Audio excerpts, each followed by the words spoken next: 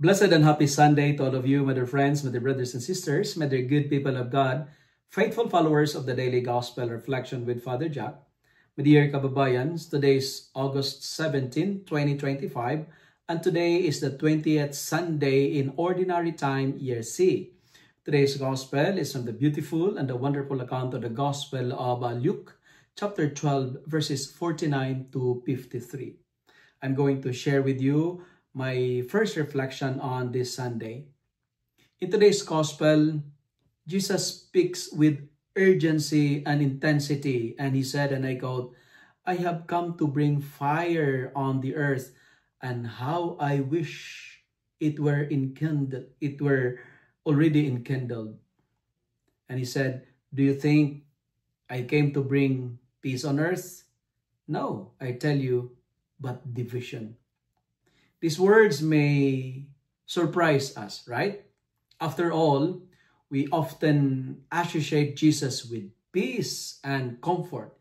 He's the King of peace, the Prince of peace. Yet, the fire he brings is a refining, purifying fire, a fire that consumes what is false and ignites what is true. This fire represents the passion of God's love burning within us. I call it a divine zeal that transforms complacency into a courageous witness. My dear friends, we cannot inspire others to faith or love unless we ourselves are ablaze with that fire. The gospel for this Sunday calls us not to lukewarm faith, but to a consuming love that sets our whole being alight. This is a fire that sometimes divides because it demands a radical choices, choosing God's kingdom over worldly comforts, truth over easy compromise, love over indifference. He brings division because when you believe in God, some people may hate you. Some people may not like you. Even in our family, some of our family members express their faith in Jesus, but others are very indifferent. That's why he said, "I came to bring division." And Jesus' words challenge us to ask, what sets my heart on fire? What sets your life on fire? What truth, what love, what mission consumes me so fully that I am willing to risk division even within my own family or my community?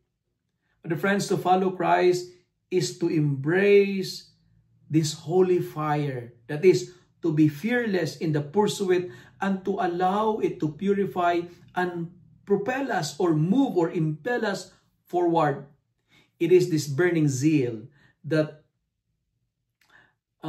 gives, if I may say, that gives birth to authentic witness that ignites community, ignites our parish, and that breaks through the darkness of fear and indifference. And like Jeremiah in our first reading for today, let us be bold what the Lord wants. And Jeremiah refuses to give in to the king's desire. My dear friends, my dear followers, please refuse to surrender your faith. And remember this, we cannot inspire others unless we are on fire. I say it again, we cannot inspire unless we ourselves are on fire. If you're cold, if you're lukewarm, people will hide. So, today, be firm in your faith. Like Jeremiah, stick or hold to what God wants. Lord, your will be done. Stand up for what is right. Stand up for what is true, even if you stand alone. Be bold. Be brave.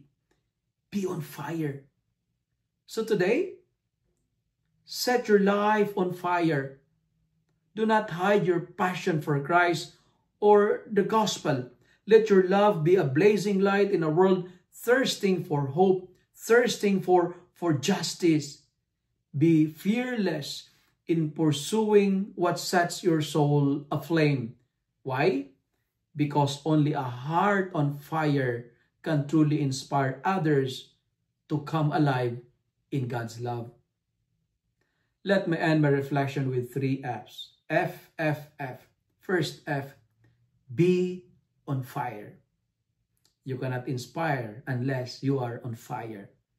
Second, be firm. Meaning to say, be steadfast with your faith. Never surrender your faith, even if you are standing alone. And third, we are challenged to fill the world with Jesus. If you love and like this reflection, kindly share it with your friends. Share it with your family. Make the Word of God viral so that many will be blessed. Amen.